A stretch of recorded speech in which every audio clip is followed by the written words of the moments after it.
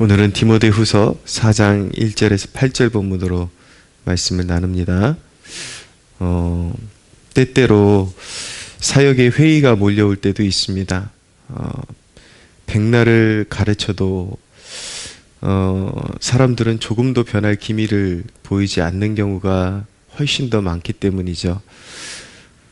그러나 오늘은 특별히 그런 말씀의 사명을 감당하는 그런 입장에서 굉장히 큰 위로를 받게 되는 그런 말씀입니다. 너는 말씀을 전파하라. 때를 얻든지 못 얻든지 항상 힘쓰라. 범사의 오래 참음과 가르침으로 경책하며 경계하며 권하라 라고 말씀하고 있습니다. 자, 범사에 오래 참으라 라고 말씀하고 있습니다. 말씀을 전파할 때에 때를 얻든지 못 얻든지 항상 힘쓰면서 범사에 오래 참으라 라고 그렇게 말씀하고 있습니다. 왜 오래 참아야 하는 것일까요? 정말 사람이 변화되는 건 어떤 단순한 가르침이나 설득만으로 되는 일이 아닙니다. 그에게 어떤 누군가에게 변화가 오려면 어떤 계기나 기회가 와야 되는데 그것은 하나님의 섭리 가운데 주어지는 사건인 것이죠. 양육이라는 것은 그때, 그러니까 어떤 한 영혼에게 있어서 어떤 계기나 기회가 와서 그가 들었던 말씀이 그에게 실체가 되고 그가 그 말씀을 진정으로 인격적으로 받아들일 수 이제 있을 때가 있는데 그 때를 기다릴 수 있어야만 감당할 수 있는 일임을 알게 되는 것입니다. 그래서 말씀을 항상 전파하되 범사에 오래 참음이 수반되어야 한다라고 그렇게 말씀하고 있는 것이죠.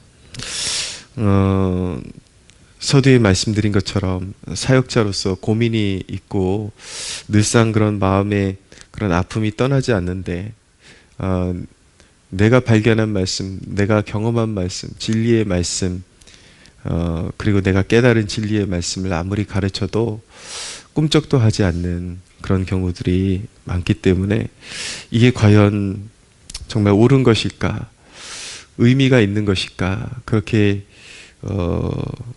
고민이 되기도 하는데 그것이 비단 나와 같은 그런 사역자의 그런 고민이 아니라 사도 바울도 신실한 하나님의 일꾼들도 그런 모든 그런 고통을 동일하게 경험하면서 오래 참음 가운데 하나님의 말씀을 꾸준히 심어왔다라는 것을 발견할 때에 이 일이 결코 헛되지 않으리라는 그런 소망을 발견할 수 있게 되는 것입니다.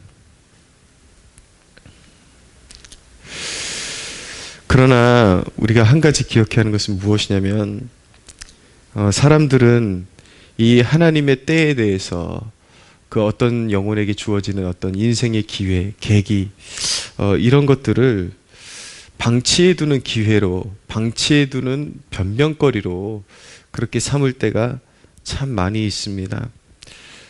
왜 전도하지 않느냐? 왜 말씀을 가르치지 않느냐? 자녀들에게 왜 말씀을 알려주지 않느냐?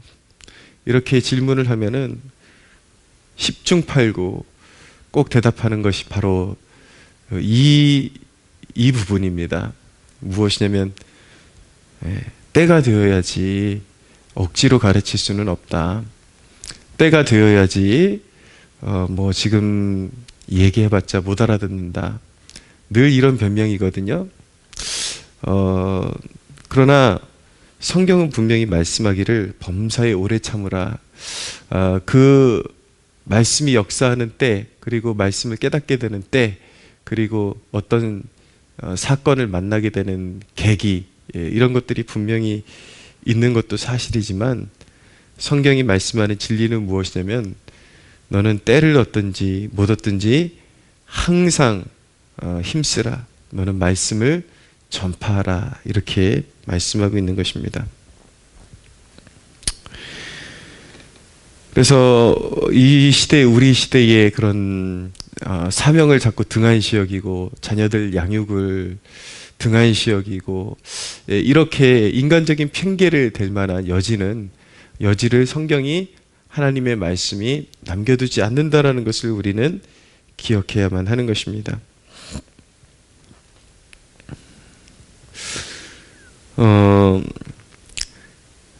또 한 가지 우리가 기억해야 하는 것은 무엇이냐면, 왜 부어도 채워지지 않는 것 같은, 자라나지 않는 것 같은 그런 사람들을 향해서 끊임없이 말씀을 선포해야 되는가?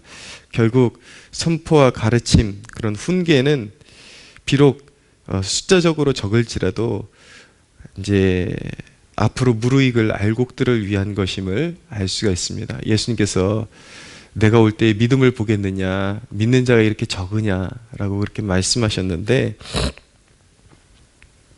사실은 믿는 자의 무리들 안에 섞여 있다라는 것이 그들이 다 알곡은 아니라는 것을 알게 됩니다.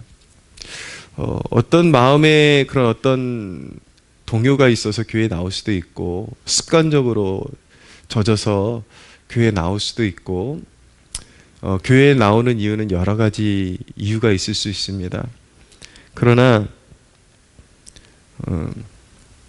그들 모두가 하나님의 진실한 자녀들은 아니라는 것이죠. 이 부분에서 또한 우리 시대를 살아가는 교인이라는 사람들이 정말 나는 진정한 성도인가, 나는 그리스도인인가 라는 질문을 던져볼 필요가 있는 것입니다. 어제 어느 다른 교회에 나가는 청년과 잠시 이야기를 나눈 적이 있는데, 저는 그 짧은 이야기를 나누면서 목사로서 너무나도 쇼킹했고 마음이 또 한 번 무너져 내리는 것을 경험하게 되었습니다. 꽤 큰 교회인데 벌써 요 근래 코로나 확진자 수가 좀 더 늘어났다고 성도들이 예배에 나오지 않는다라는 것입니다. 교회에서 그렇게 정책을 편 것도 아니고, 아직 그렇게 바뀐 것도 아닌데, 아직 그렇게 교회에서 나오지 말라, 온라인으로 전환한다, 그런 것도 아닌데, 성도들이 자발적으로 나오지 않기 시작하고, 더 특별히 청년부는 거의 전멸하다시피 한 상태에 있다라는 것, 그런 이야기를 들으면서 우리 그리스도인들이 세상 사람들이 먹고 사는 만큼의 열정조차도 하나님에 대하여 가지고 있지 못하구나. 예. 좀 심한 말, 어휘를 사용하면 처먹는 건 다 챙겨서 처먹는데, 쇼핑하고 마트 가고 다 처먹어야 될 것들은 다 처먹고 있는데, 하나님 앞에 예배하는 것조차 그 한 가지는 그냥 헌신짝처럼 버리는 것이 이 세대구나 라는 것을 알게 됩니다. 길거리에 나와서 우르르 나와서 먹고 다니고 놀고 다니고 술 먹고 다니고 이런 사람들 보면 부끄럽지도 않습니까? 그리스도인이라 하는 자들이 세상 사람들이 먹고 노는 열정보다도 더 하나님을 예배하는데 열심이 없다라는 거, 그건요 교인도 아니고 성도도 아니고 신도도 아닌 것입니다. 그렇게 믿을 바에 그냥 교인이라는 딱지 떼어버리고 세상 속에 돌아가서 그냥 육체가 원하는 대로 마음대로 처먹고 살다가 차라리 지옥불로 떨어지는 것이 이 세대가 오히려 현명을 선택할 수 있는 현명한 길이 아닌가라고 그렇게 생각이 들 정도입니다. 믿으려면 똑바로 믿으십시오. 세상 사람들이 먹고 사는 그 열정만큼 그 이상으로 믿으려고 노력하십시오. 적어도 여러분들이 돈 벌기 위해서 직장은 나가야 한다면 하나님을 예배하는 것은 적어도 그것보다는 귀하다라는 것. 진실한 성도에게는 하나님을 예배하는 것은 생명과 같은 것이죠. 어떻게 예배가 이 모양이 되었습니까? 그것도 여러분 예배하는 것도 예배만 달랑 하는 것도 자랑거리가 아니에요. 제가 겪어보니까 그냥 주일 예배만 지킨다, 이것도 능사가 아니더라고요. 오로지 그거 하나밖에 모르고 교회 사랑할 줄 모르고 하나님 사랑한다라는 말은 주둥이에 붙어가지고 아무것도 안 하려고 하는 사람들 참 많습니다. 신앙이라는 것은 전인적이 되어야 하는 것입니다. 자신의 모든 것을 하나님 앞에 내어드리는 것이죠. 저는 제가 이제 예배할 때 이외에는 또 어느 단체에 가면 평범한 하나의 회원으로 살아가니까 저도 이제 체력 관리하고 몸 관리한다고 운동을 다니기 시작하는데, 거기 이제 뭐 관장님 사람들에게 애착이 생기기 시작하니까 정말 그 체육관이 너무 저에게 애착이 되고, 더 뭐 도울 수 없을까? 더 뭔가 내가 조금이라도 헌신할 수 있는 게 있을까? 제가 교회에서는 목사지만 옛날에는 우리가 어린 시절에 운동할 때는 회원들이 다 체육관 아끼고 청소하는 법도 다 배우고 그랬는데, 요즘은 회원들한테 청소도 못 시킨다 그러더라고요.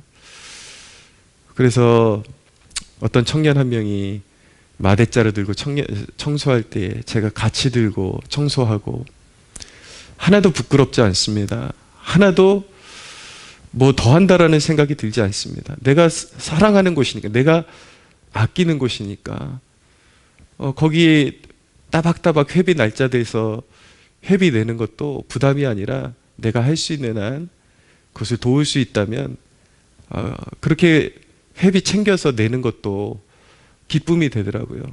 무언가 내가 할 수 있는 것을 섬길 때, 무언가 내가 해야 되는 것들을 해야 될 때 그것이 부담이 아니라 내가 아끼는 곳이니까 애착이 들고 더 하고 싶고 그런 마음이 들더라고요. 근데 어떻게 하나님의 사랑을 입고 보혈의 공로 입어서 살아간다는 사람들이 어떻게 주님의 몸된 교회에 대한 애착은 일말에 요만큼도 없고, 코로나 조금 돈다 그러면 돈은 벌러 가잖아요. 모임도 뭐 솔직히 중요한 모임 있으면 가잖아요. 필요한 것들 하잖아요. 먹고 살려면 마트도 가야 되고 옷도 사 입어야 되고 가야 되잖아요. 어디든지 가야지 살 수 있잖아요. 먹고 살 수 있잖아요. 근데 왜 예배는 제일 먼저 때려치우냐고요. 악한 세대인 것이죠. 여러분, 말씀은 결국 말씀을 가르치는 것은 무르익을 알곡들을 위한 것이라는 것을 알게 됩니다. 여러분들은 알곡입니까? 쭉정이입니까? 하나님 앞에서 정직해지고 겸손하게 자신의 영혼을 돌아보고 하나님 앞에 진실하게 서가는 성도가 되시기를 추구하십시오. 왜 말씀을 계속해서 가르쳐야 되는가? 콩나물 실 위에 물을 계속 쏟아붓듯이 쏟아부어야, 때로는 이 새벽 말씀 전할 때에 매일매일 말씀 전하는 것이 뭐 듣지도 않고 변하지도 않는데 매일매일 다른 주제의 말씀을 이렇게까지 전해야 될 필요가 있을까라는 생각이 들 때도 있었지만, 하나님의 말씀은 그렇게 하라고 말씀하시더라고요. 듣든지 아니 듣든지 계속 말씀을 전할 때 콩나물 시루에 물이 쭉쭉 내려가지만 반드시 알곡들은 자라날 것이다. 왜 전도해야 되는가? 왜 말씀을 전해야 되는가? 하나님께서 택하신 백성들은 반드시 돌아서고 언젠가 반드시 돌아서고 언젠가 반드시 자라날 것이기 때문에 때를 얻든지 못 얻든지 말씀을 전해야 하는 것입니다. 경고 한 가지 말씀드리고 정리하겠습니다. 3절에 보면 이런 말씀이 있습니다. 때가 이르리니 사람이 바른 교훈을 받지 아니하며 귀가 가려워 자기의 사욕을 따를 스승을 많이 두고 또 그 길을 진리에서 돌이켜 허탄한 이야기를 따르리라. 네, 악한 세대의 특징이 무엇이냐면 자기의 사욕을 위해 스승을 많이 둔다라는 것입니다. 네, 예배를 귀찮아하는 사람들은 온라인 예배가 종교개혁이라는 그런 사이비 같은 목사들의 말이 더 귀에 와닿죠. 예. 사람마다 그런 게 있습니다. 자기가 약한 부분이 있거든요. 어떤 물질에 대한 부분, 특별히 약한 부분들이 있어요. 다른 건 다 할 수 있는데 난 이건 못해. 그럼 그런 사람들의 특징이 무엇이냐면 자기의 사욕을 채워질 스승을 찾더라고요. 허구한 날 술 마시고 다니는 사람들, 자기한테 딱 맞는 스승 찾아가지고 술 아무리 마셔도 천국 간다더라.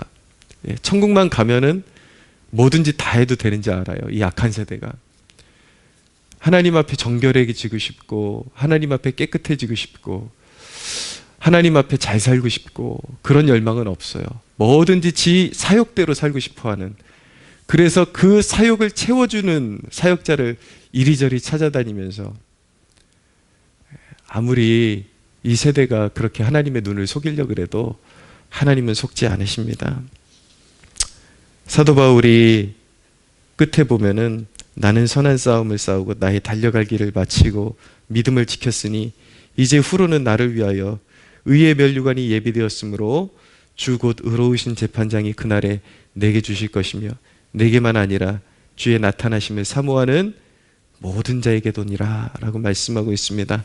사랑하는 여러분, 후회로 점철되고 징계받아서 상처로 얼룩지고 그런 신앙생활 하지 말고 사도의 끝의 고백처럼 이제 노장이 되어서 나의 달려갈 길을 나는 잘 믿음의 경주를 마쳤다. 감사하다.